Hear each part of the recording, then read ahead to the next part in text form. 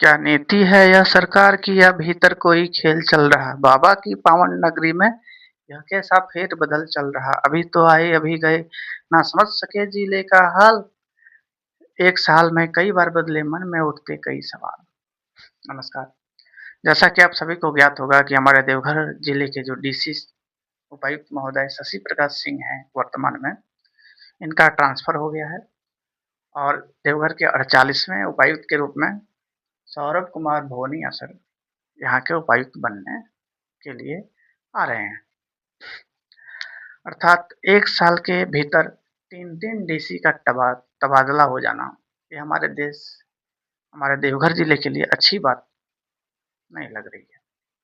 मुझे लगता है कि डीसी सर को इस तरह से बदल दिया जाना, उनका ट्रांसफ़र कर दिया जाना और बिना किसी कारण के। नमन प्रियेश लकड़ा सर इससे पहले जो हमारे उपायुक्त महोदय थे, इन्होंने बहुत अच्छे कार्य किए। देवघर की जनता के हित में कई अहम फैसले लिए।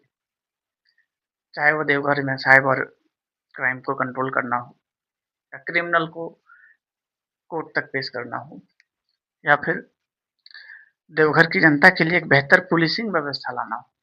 आपको पता होगा कि व्हाट्सएप चैट के ज़रिए इन्होंने एक क्लिक में बहुत सारी इन्फॉर्मेशन पुलिस के अंदर कि कौन थाना के प्रभारी कौन हैं, उनके नंबर तक का व्हाट्सएप चैट के ज़रिए आप ऑनलाइन शिकायत करने का एक बहुत बढ़िया सुंदर पहल की गई, जो पहले कभी नहीं किया गया। इन्हीं नमन प्रियेश लकड़ा सर के नेतृत्व में जब ये डीसी थे तो देवघर में चौकीदार भर्ती निकाली गई। देवघर के लिए होमगार्ड की नियुक्तियां का प्रस्ताव भेजा गया और तो और कई ऐसे महत्वपूर्ण फैसले लिए जिन्होंने देवघर की जनता को उनका आदी बना दिया। लेकिन इसी बीच कुछ ही महीनों मात्र 10, 12, 11 महीने में इनका ट्रांसफर होता है।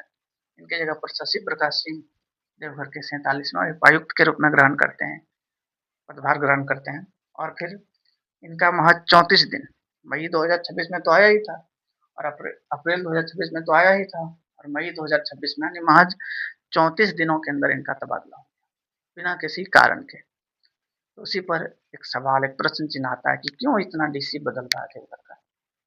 क्या इसके पीछे कोई खेल चल रहा है या फिर कोई नियत है? इसी पर मैंने आप लोगों के लिए एक कविता लिखी है। एक कविता सुनाने का मेरा बहुत ज़्यादा मन था।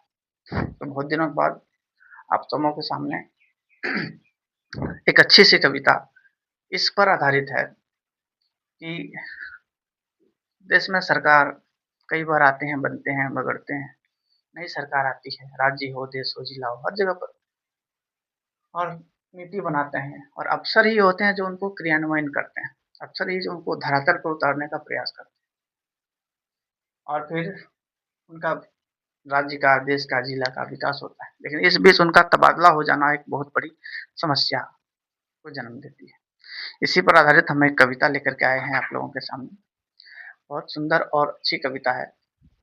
आप लोग सुने और सुनने के बाद अगर आपको अच्छा लगे तो कमेंट में ज़रूर कुछ बताएँ। कविता है कुर्सी का खेल या नीति का खेल। क्या नीति है यह सरकार की या भीतर कोई खेल चल रहा? क्या नीति है यह सरकार की या भीतर कोई खेल चल रहा? बाबा की पावन नगरी में यह कैसा फेर-बदल चल रहा? अभी तो आए अभी गए, न समझ सके जिले का हाल। एक साल में कई बार बदले, मन में उठते कई सवाल। क्या भ्रष्टाचार की मंशा है या भीतर की मजबूरी है? क्या भ्रष्टाचार की मंशा है या कुर्सी की मजबूरी है? जनता के विकास से ज़्यादा क्या नेताओं की जी हजूरी है?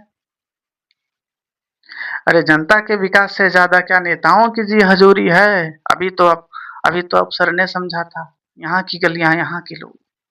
अरे अभी तो अफ़सर ने समझा था यहाँ की गलियाँ यहाँ के लोग।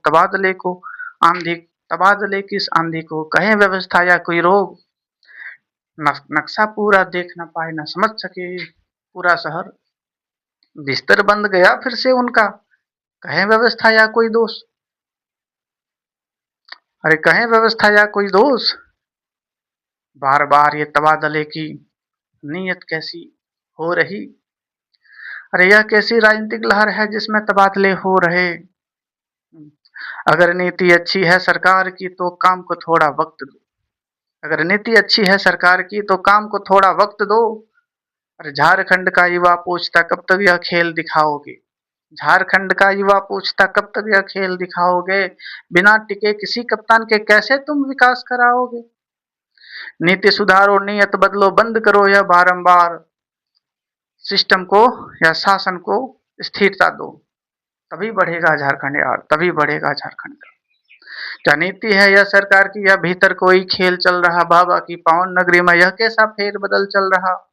अभी तो यहाँ आए, अभी गए, समझ न सके जिले का हाल, एक साल में कई बार बदले, मन में उठते कई सवाल, क्या भ्रष्टाचार की मंशा है या कुर्सी की मजबूरी है। अभी तो अफसर ने समझी थी यहाँ की गलियां, यहाँ के लोग, तबादलों की आंधी को, कहीं व्यवस्था या कोई दोष।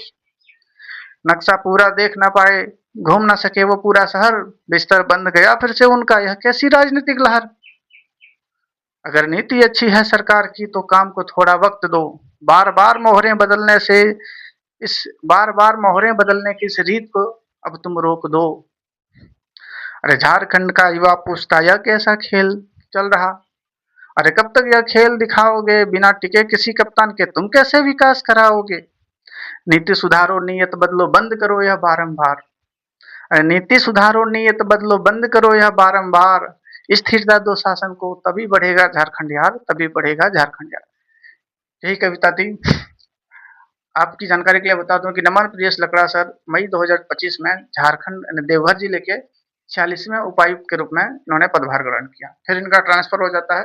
अप्रैल 2026 में नए डीसी आते हैं शशि प्रकाश सिंह, और अप्रैल से मई महज 34 दिन के भीतर भीतर शशि प्रकाश सिंह को ट्रांसफर करके इसके जगह पर सौरव कुमार भूनिया को देवघर के नए उपायुक्त के रूप में जगह दिया गया है। यह आज की खबर है और इसी पर मैंने एक कविता लिखी। आपको कैसा लगा आप जरूर बताइएगा। Thank you.